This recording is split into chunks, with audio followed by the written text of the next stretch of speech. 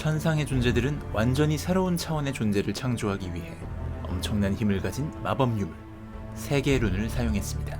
그리하여 마법의 세계, 룬테라가 탄생했지만 모종의 이유로 이 창조 과정은 불완전한 상태로 중단되어 세계 룬은 룬테라 전역 사방으로 흩어지게 되었습니다.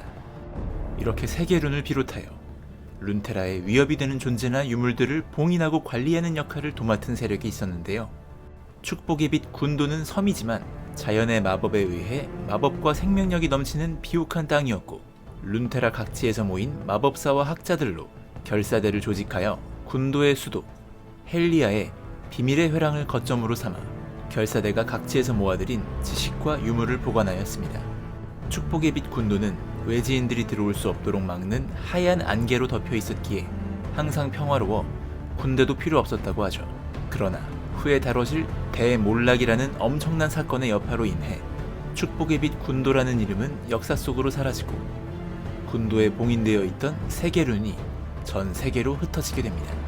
그리고 다양한 사람들에 의해 재발견되면서 룬에 대한 연구가 진행되었지만 창조의 힘은 워낙 불가사의했기에 룬을 완벽하게 이해하고 제대로 사용하기는 너무나 어려웠죠. 심지어 잘못 사용된 룬은 지형을 뒤틀고 파괴하는 재앙 그 자체일 정도로 위험했습니다. 헬리아의 결사대 출신인 마법사 타이러스는 제자 라이즈와 함께 발로란 대륙을 돌아다니며 많은 사람들을 만나 세계 룬에 대해 정확한 정보를 전달하고 아무 손에나 들어가서는 안 될 유물임을 알리는데 힘썼는데요. 결국 라이즈의 고향이기도 한 녹시이라는 지역에서 룬으로 비롯된 첫 번째 재앙이 터지고 말았습니다. 세계 룬의 어마어마한 파괴력은 많은 건물과 사람들을 한꺼번에 사라지게 했고, 라이즈는 고향을 통째로 잃어버렸으며 세계 룬을 차지하기 위한 전쟁의 불길은 룬테라 전역에 급속히 번져나가 세상을 황폐하게 만들어갔습니다.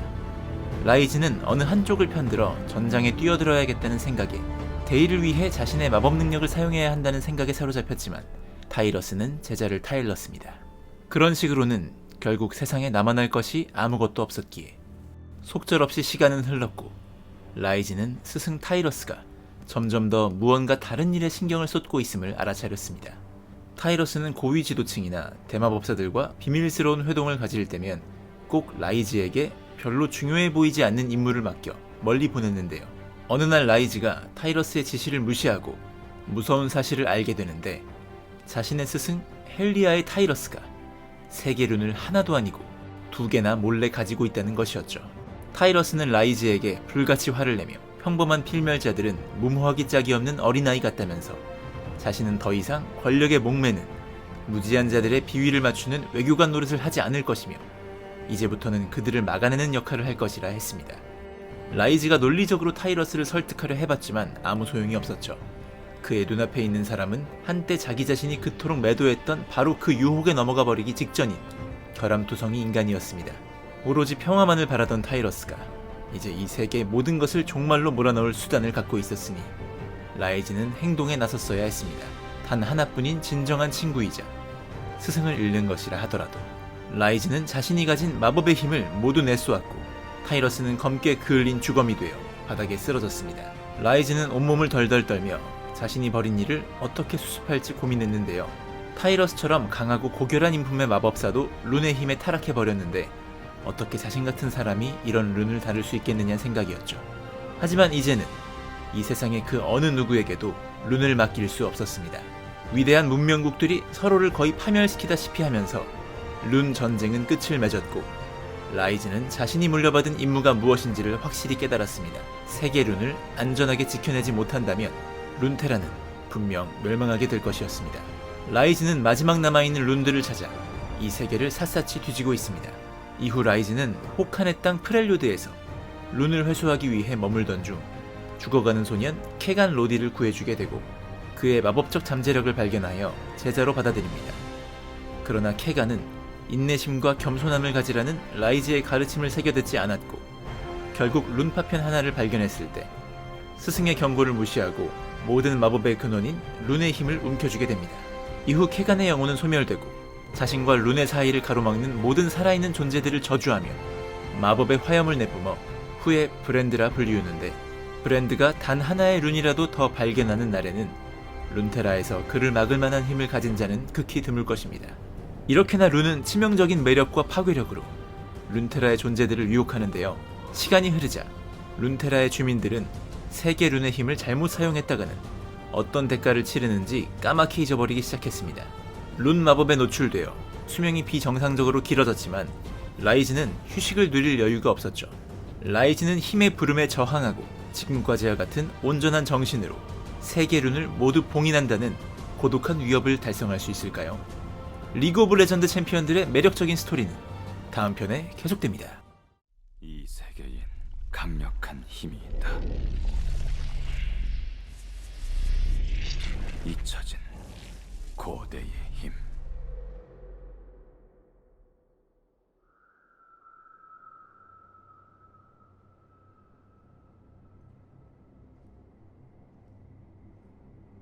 아무것도 없던 척박한 들판을 생명과 마법으로 가득 채운 힘. 산맥을 깎아내고 바다를 말라붙게 하고 하늘을 불태운 힘.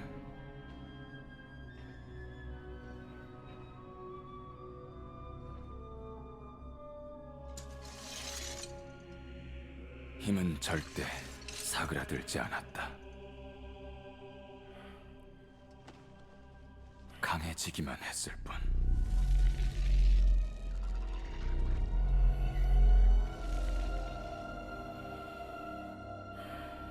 자취를 숨기고 누군가의 눈에 띄길 바라며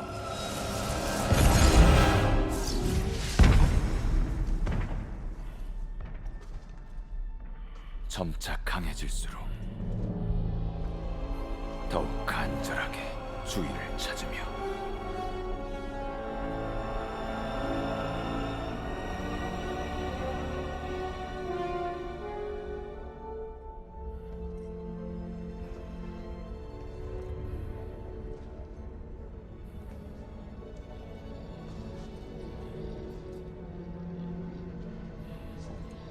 힘을 손에 넣고 싶을 이유야 많지.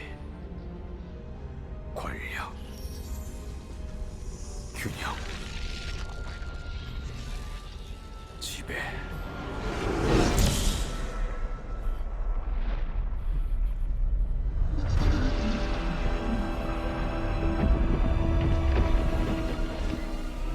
그때 난 나약했다. 순진했지.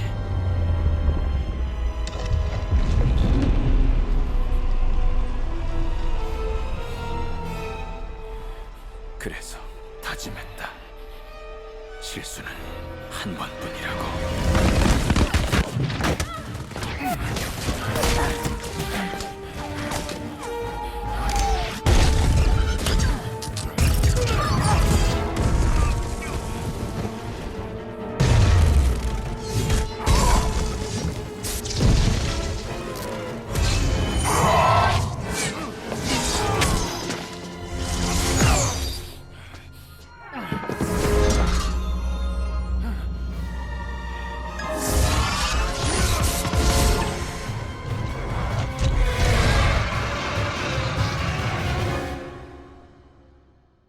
힘의 부름에 맞서긴 어렵다.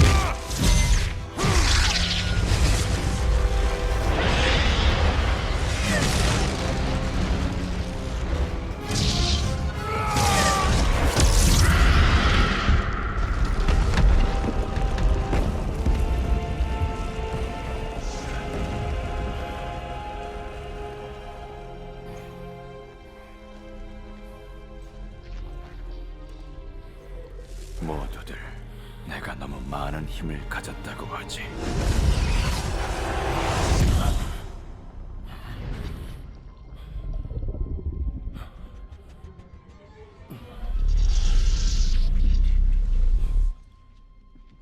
날 믿어선 안 된다고도 하고. 그 말이 맞을 수도 있다. 허나 내가 가진 유일한 그리고 진정한 힘은 포기할 수 있는 힘이다.